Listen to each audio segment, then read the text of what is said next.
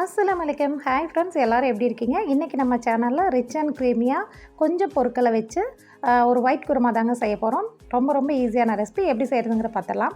இது செய்கிறதுக்கு ஒரு குக்கர் வச்சு ஹீட் பண்ணிக்கோங்க. ஒரு 4 டேபிள் ஸ்பூன் போல் ஆயில் சேர்த்துக்கோங்க. இது கூட 2 பட்டை, 2 கிராம்பு, 2 ஏலக்காய் சேர்த்து பொரிய விட்டுடலாம். இது கூடவே ஒரு 2 பெரிய வெங்காயத்தை ஸ்லைஸ் பண்ணி வச்சுருக்கேன், அதையும் உள்ளே சேர்த்திக்கலாம்.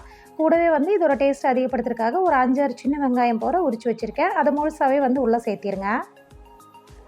இப்போ இந்த பெரிய வெங்காயம், சின்ன வெங்காயம் ரெண்டுமே ஒன்றா சேர்ந்து நல்லாவே ஓரளவுக்கு வதங்கி வரட்டும். கலர் சேஞ்ச் ஆகணும் அப்படிங்கிற அவசியம் இல்லை. ஓரளவுக்கு வதங்கி வந்த உடனே ஒரு 5 பொண்ணில் பூண்டு பல் நல்லா இடித்து வச்சுருக்கேன். கூடவே ஒரு சின்ன துண்டு அளவுக்கு இஞ்சி அதையுமே இடித்து வச்சுருக்கேன். இது பூண்டு இஞ்சி பேஸ்ட்டு சேர்க்கக்கூடாது. இந்த மாதிரி நல்லா தட்டியோ இல்லை இடிச்சோ தான் சேர்க்கணும்.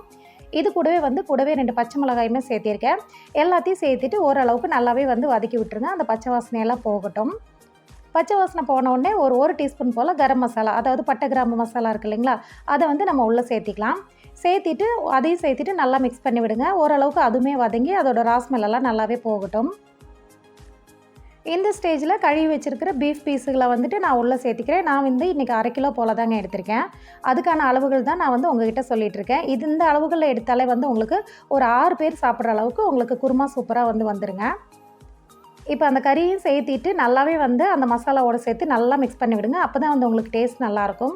இது கூடவே ஃப்ரெஷ்ஷான கருவேப்பிலையும் சேர்த்துக்கலாம். கூடவே இந்த ரெசிபிக்கு தேவையான அளவு உப்பு பார்த்து சேர்த்துக்கோங்க. பத்தலைன்னா அப்புறமா சேர்த்துக்கலாம். நான் 1/2 டீஸ்பூன் போல் சேர்த்துருக்கேன்.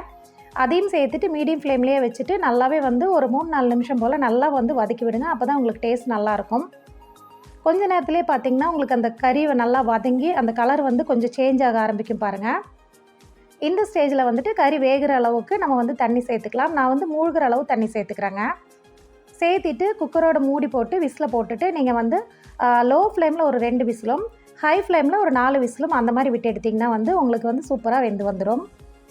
இப்போ கறி வேகிறதுக்குள்ளே நம்ம ஒரு மசாலா அரைச்சிட்டு வந்துடலாங்க. ஒரு மிக்ஸி ஜாரில் ஒரு கைப்பிடி அளவுக்கு தேங்காய் எடுத்திருக்கேன். இது கூடவே 1/2 டீஸ்பூன்லேருந்து 3/4 டீஸ்பூன் வரைக்கும் காரத்துக்கு தகுந்த மாதிரி மிளகு எடுத்துக்கோங்க. கூடவே ஒரு 4-5 பச்சை மிளகாய் சேர்த்துக்கோங்க. ஒரு 1/2 டீஸ்பூன் போல் சோம்பு, இது கூடவே ஒரு 2-3 டீஸ்பூன் போல் மல்லித்தூள் சேர்த்துக்கோங்க. இதுதான் உங்களுக்கு நல்ல திக்னஸை கொடுக்கும். இது கூடவே பார்த்திங்கன்னா பாதாம் அண்ட் முந்திரி பருப்பு ரெண்டையுமே ஒரு 10 நிமிஷம் மட்டும் ஊற வச்சுருக்கேங்க. கழுவி தான் ஊற வச்சுருந்தேன். ஸோ அந்த தண்ணியை அப்படியே நீங்கள் சேர்த்திருங்க. சேர்த்திட்டு நல்லா அரைச்சி எடுத்துக்கலாம். நல்லா தண்ணி ஊற்றி நைஸ் பேஸ்ட்டாக அரைச்சி எடுத்துக்கோங்க. இதுக்கு கண்டிப்பாக நீங்கள் முந்திரி பருப்பு தான் சேர்த்து அரைக்கணும். முந்திரி பருப்புக்கு பதிலாக பொட்டுக்கடலை சேர்த்து அரைக்கக்கூடாது. நீங்கள் பாதாம் கூட நீங்கள் ஸ்கிப் பண்ணிக்கலாம். பட் முந்திரி பருப்பு சேர்த்து அரைக்கும் போது தான் இதோட டேஸ்ட் நல்லாயிருக்கும். இதெல்லாம் நம்ம அரைச்சி எடுத்துகிட்டு வரக்குள்ளே பார்த்திங்கன்னா விசில் நல்லாவே ரிலீஸ் ஆகி நம்ம குக்கரை ஓப்பன் பண்ணியாச்சு. அதுக்கப்புறம் நம்ம அரைச்சி வச்ச பேஸ்ட்டை நம்ம உள்ளே சேர்த்திக்கலாம். சேர்த்திட்டு கூடவே தேவையான அளவு தண்ணியுமே சேர்த்துக்கோங்க. ஏன்னா இது நல்லாவே உங்களுக்கு திக்னஸ் கொடுக்கும்.